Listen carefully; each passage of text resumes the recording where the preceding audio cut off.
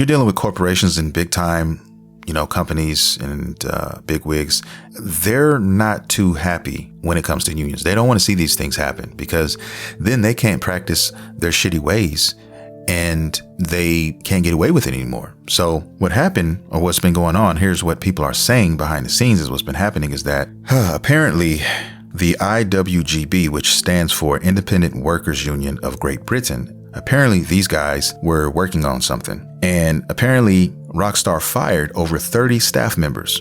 Now, the crazy thing about that is these staff members that they fired, they were members of a private trade union chat group on Discord. So basically, they were trying to organize their union. They were about to launch this union.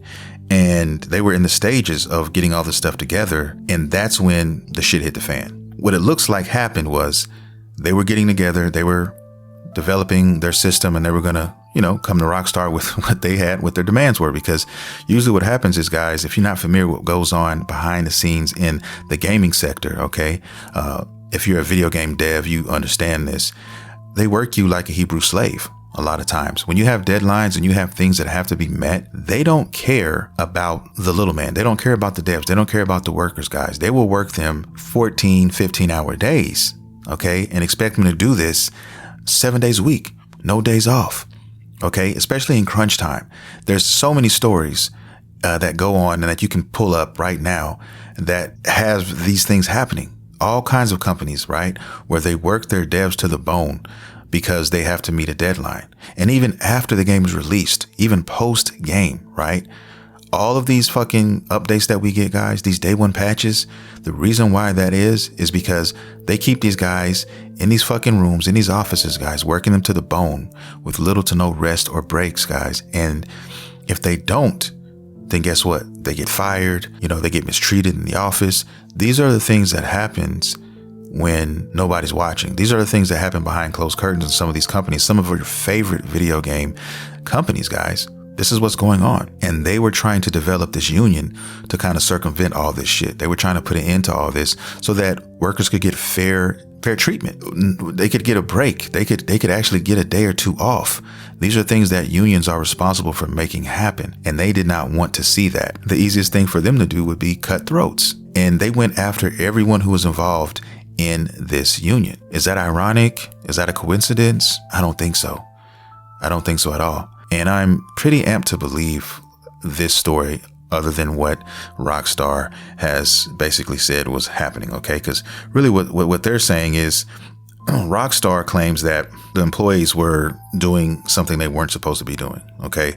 I'm going to get into it because I actually have it here and I'm going to get into it. Protest and legal action. They're actually going to be, I guess, suing, or they're going to be, moving forward with this. So the union and the affected workers held a protest outside Rockstar's office in London and demand the reinstatement of the fired staff. Okay. The IWGB is pursuing legal action on behalf of the dismissed workers, many of whom were on visas tied to their employment and now face the prospect of leaving the country. This is really bad. This is really bad, guys. This is affecting a lot of people. And like I said, Rockstar, it looks to me that Rockstar does not care about these individuals, guys. They don't care about their visas expiring. They don't care about any of that, okay? All they care about is not having a union and being able to get away with the same things they've been getting away with, which is extra pressure on their devs, forcing them to work all kind of crazy hours, time away from their families, things that an average worker should have and shouldn't have to fight for. These are the things that are going on behind closed doors. This is not just going on with Rockstar. This is going on with a lot of companies, guys. And if you dig deep enough, I guarantee you will find a lot of this stuff here. And this is the part of the gaming industry that I cannot stand. This is the part that really rubs me the wrong way. And this is bad. This is AAA stuff going on. This doesn't happen as much in the indies. You don't hear about, these type of stories in that element. This is a lot more prevalent in the AAA gaming sectors, guys. It goes on all the time. Okay, because these guys are publicly traded and they have shareholders and they have to answer to these shareholders. And as a result, shit rolls downhill. And like I said, there's no power here. So Rockstar is basically claiming that these guys were in these chats, making moves and talking about sensitive information, which of course, those employees denied happened, okay? Because I guess by law, they are allowed to talk about things related to the union as long as they do not share or divulge any information regarding, moves being made in the company, as what they're making, what they're working on, things of that nature, right? So that's where the argument is going. And that's what Rockstar is going to argue against why they fired these people. But I just find it really, really strange that you fire these guys that were members of the union right when they were about to make a move, right when they were about to present some things to better their situation for all the other devs and all the workers, right? So it's basically big man stepping on little man. And it's that your typical trope, guys. It happens all the time. And I think that's what's happening now. So what will happen in court? How will this play out? Man, I do not know. I couldn't tell you guys, but I know who I'm rooting for. I'm rooting for the devs. I'm rooting for the union reps and everybody involved in that. So, I mean, yeah, a lot of people love Rockstar, but man, I can't sit here and hear this.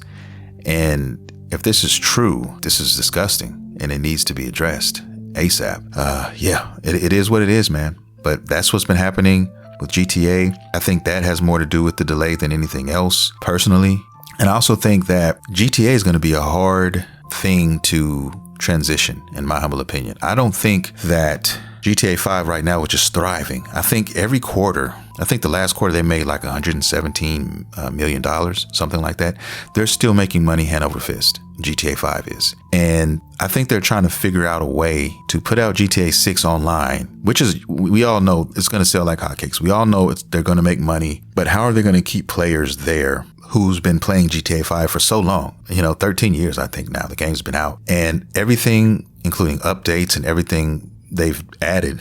How are you going to compete with that? You know what I'm saying? If you've been playing GTA 5 on PS5 or PS4, whatever, I still have a couple of friends who have not even converted to a PS5 yet, and they're still playing GTA 5. I got a friend who plays GTA 5 almost every day. Okay, almost every day on the PS4. All right, he doesn't have a lot of money, you know what I'm saying? So he's just, if it's not broke, don't fix it, right? And I know some people who just play NBA 2K, like that's all they fucking play. Nothing else. So you have gamers like that, but this is going to be a problem for them, I think, because you can't just blow your whole load on GTA 6 online when it first drops. What are you going to do to compete with GTA 5? All the guns, all the updates, all the missions, all of those heists, all of those cars. You're not putting those out day one.